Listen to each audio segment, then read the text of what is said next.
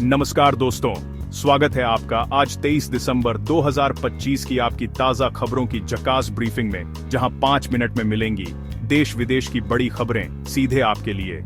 अगर आपको ये वीडियो पसंद आए तो लाइक कीजिए, शेयर कीजिए और चैनल को सब्सक्राइब करना न भूलिए। घंटी दबाइए ताकि अगली ताजा सूचना सबसे पहले आपके पास पहुंचे। जी के सवाल कमेंट में जवाब दीजिए। सही जवाब देने वालों में से मैं कुछ को विशेष शॉर्ट आउट या इनाम दूंगा। प्रश्न, भारत का सबसे लंबा नदी आधारित पुल कौन सा है? ए, महात्मा गांधी सेतु, बी, हावड़ा ब्रिज, सी, काशी पुल, डी, पद्मपुर पुल। सही जवाब कमेंट में भेजिए। जीतने वालों के नाम अगले वीडियो में बताए जाएंगे। खबर 1, महाराष्ट्र में महायुति की बम्पर जीत। महाराष्ट्र के स्थानीय निकाय चुनावों में बीजेपी, शिवसेना शिंदे और एनसीपी अजित के गठबंधन महायुति ने शानदार जीत दर्ज की है। कुल 288 सीटों में से महायुति को करीब 207 से 215 सीटें मिली, जबकि बीजेपी अकेले लगभग 120 सीटों के साथ सबसे बड़ी पार्टी बनी। विपक्षी महाविकास अघाड़ी को मात्र 51 सीटें मिली। ये प्रदर्शन आने वाले विधानसभा या लोकसभा परिदृश्य में महायुति की पकड़ को मजबूत बताता है। स्थानीय मुद्दों और गठबंधन रणनीति का असर साफ दिखा। बढ़ते हैं अगली खबर की तरफ। अब यूपी से बड़ी खबर है। खबर 2, यूपी में 30,000 करोड़ का अनुपूरक बजट। उत्तर प्रदेश सरकार ने आज विधानसभा में 30,000 करोड़ रुपए का अनुपूरक बजट पेश करने का निर्णय लिया है। यह राष्ट्रीय विकास कार्यों, सड़क परियोजनाओं, ग्रामीण विकास, स्वास्थ्य और शिक्षा पर खर्च की जाएगी। खबर है कि पंचायतों और त्रिस्तरीय चुनाव की तैयारियों के लिए भी हिस्सेदारी दी जा सकती है। बजट का फोकस इंफ्रास्ट्रक्चर और लोक कल्याण परियोजनाओं पर रहेगा, जिससे राज्य के कई बिल्डअप प्रोजेक्ट्स को तेजी मिलेगी। बढ़ते हैं अगली खबर की तरफ। पश्चिम बंगाल में हलचल जारी है। खबर 3, पश्चिम बंगाल में सियासी संकट। पश्चिम बंगाल में एक नई पार्टी जनता उन्नयन पार्टी का गठन हुआ है और पूर्व टीएमसी नेता हुमायूं कबीर ने बेलडांगा वरेजी-नगर से चुनाव लड़ने का ऐलान किया है। मुख्यमंत्री ममता बनर्जी आज बूथ लेवल एजेंट्स से अहम बैठक कर रही हैं, जो संकेत देती है कि पार्टी संगठन को सुदृढ़ करने की कवायद तेज हुई है। राजनीतिक परिदृश्य में यह नया घटक संभावित मत विभाजन और रणनीतिक फेरबदल ला सकता है। बढ़ते हैं अगली खबर की तरफ। बांग्लादेश की हालत बताने वाली खबर आ रही है। तो अब बात करते हैं बांग्लादेश की, जहां हाल ही में हिंदू अल्पसंख्यकों के खिलाफ हिंसा और दंगों की घटनाएं बढ़ गई हैं। कई जगहों पर झड़पें और अत्याचार दर्ज किए गए हैं। इसी बीच एनसीपी वर्कर्स यूनियन के केंद्रीय नेता को गोली लगने की खबर भी सामने आई है। भारत ने बांग्लादेश सरकार को 24 घंटे में कानून व्यवस्था काबू करने का अल्टीमेटम दिया है और जेएनयू में एबीवीपी द्वारा विरोध प्रदर्शन भी हुआ है। जवाबी कदम के तौर पर बांग्लादेश ने भारतीयों के लिए ऑनलाइन वीजा सेवा अस्थायी रूप से सस्पेंड कर दी है। चलिए अब बढ़ते हैं अगली खबर की तरफ। यूपी से एक गंभीर स्वास्थ्य मामले की खबर है। अब रुक करते हैं उत्तर प्रदेश की तरफ, जहां कोडीन कफ सिरप से बच्चों की मौतों की खबर ने विधानसभा में सियासी तूफान खड़ा कर दिया है। मुख्यमंत्री योगी आदित्यनाथ ने साफ किया कि उत्तर प्रदेश में कोडीन सिरप नहीं बनता, इसे तमिलनाडु से मंगवाया गया था और सरकार ने कड़ी कार्रवाई का आश्वासन दिया है। कोडीन कांड का कोई अपराधी नहीं बचेगा। विपक्ष ने वॉकआउट किया और जांच एजेंसियों को सख्ती से निर्देश दिए जा रहे हैं। जांच के परिणाम को लेकर सार्वजनिक घमाघमी बनी हुई है। चलिए अब बढ़ते हैं अगली खबर की तरफ।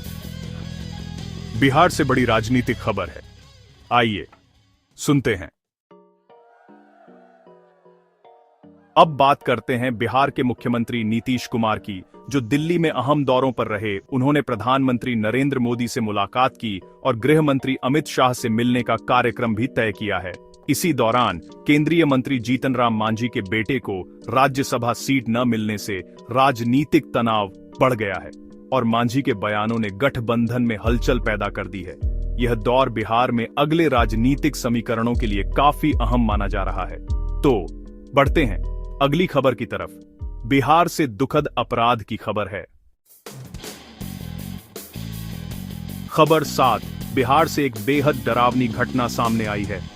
मधुबनी के दलित टोला इलाके में रविवार रात एक नशे में धुत युवक जिसका नाम राहुल यादव बताया जा रहा है, उसने कथित रूप से चाकू से हमला कर दिया। इस हमले में तुरंत 2 लोगों की मौत हो गई और 2 अन्य लोग गंभीर रूप से घायल हो गए। पुलिस ने हत्या का मामला दर्ज कर लिया है और जी हां, पूरे इलाके में व्यापक छापेमारी शुरू कर दी है। शुरुआती जानकारी के मुताबिक झगड़े के दौरान शराब की मौजूदगी भी पाई गई है, लेकिन असली वजह क्या थी, इसकी जांच अभी भी चल रही है। तो चलिए अब बढ़ते हैं अगली खबर की तरफ। राजस्थान में पर्यावरणीय मुद्दा अब बड़े स्तर पर। खबर 8, राजस्थान में अरावली संरक्षण मुद्दा। अरावली पर्वतमाला के संरक्षण को लेकर एक बड़ा विवाद सामने आया है। फॉरेस्ट सर्वे ऑफ इंडिया की रिपोर्ट के मुताबिक 100 मीटर नियम को अरावली के विनाश का एक मुख्य कारण बताया गया है। केंद्र और राज्य स्तर पर पर्यावरण मंत्री भूपेंद्र यादव ने गलत सूचनाओं का खंडन किया और साफ साफ कहा कि आवश्यकताओं के अलावा नई माइनिंग लीज नहीं दी जाएगी। सिरोही में अरावली बचाओ आंदोलन और युवा रैलियां भी तेज हो गई हैं, जिससे स्थानीय लोगों की संवेदनशीलता बढ़ी है। तो चलिए बढ़ते हैं अगली खबर की तरफ। पंजाब जमसम। पंजाब से एक दुखद समाचार है। खबर 9, पंजाब में पूर्व पुलिस अधिकारी की दुर्घटना।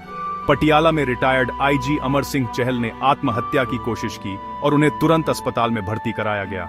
चहल लंबे समय तक पुलिस सेवा में रहे और उनकी हालत ने पूर्व सरकारी अधिकारियों के मानसिक स्वास्थ्य और व्यावसायिक तनाव के मुद्दे फिर से उभार दिए हैं।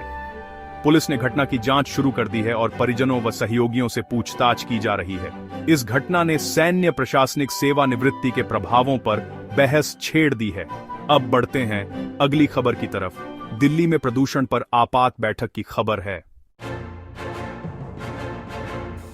खबर 10, दिल्ली में प्रदूषण संकट और आपातकालीन बैठक। दिल्ली की हवा एक बार फिर खतरनाक स्तर पर पहुंच गई है और मुख्यमंत्री रेखा गुप्ता ने दोपहर 12 बजे आपातकालीन बैठक बुला ली है। उत्तर भारत के कई हिस्सों में घना कोहरा और धुंध फैली है, जिससे हवाई और सड़क यातायात दोनों प्रभावित हो रहे हैं। दिल्ली एयरपोर्ट ने भी विशेष सावधानी के निर्देश जारी किए हैं और स्कूलों की समय सारिणी बदली जा रही है ताकि बच्चों को कम ठंड में बाहर निकलना पड़े। स्वास्थ्य आदर्श व्यवहारों पर भी जोर दिया जा रहा है। कैसी लगी आपको ये सारी खबरें? मुझे कमेंट्स में जरूर बताइए। अगर वीडियो अच्छा लगा हो तो इसे लाइक कीजिए और अगर आपने चैनल को सब्सक्राइब नहीं किया है तो अभी सब्सक्राइब कर लीजिए। साथ ही घंटी के निशान को दबाना मत भूलिएगा ताकि आपको हमारी हर नई वीडियो का नोटिफिकेशन सबसे पहले मिले। मैं फिर मिलूंगा ऐसी ही अच्छी और खास खबरों के साथ। तब तक के लिए जय श्री राम, जय हिंद, वंदे मातरम।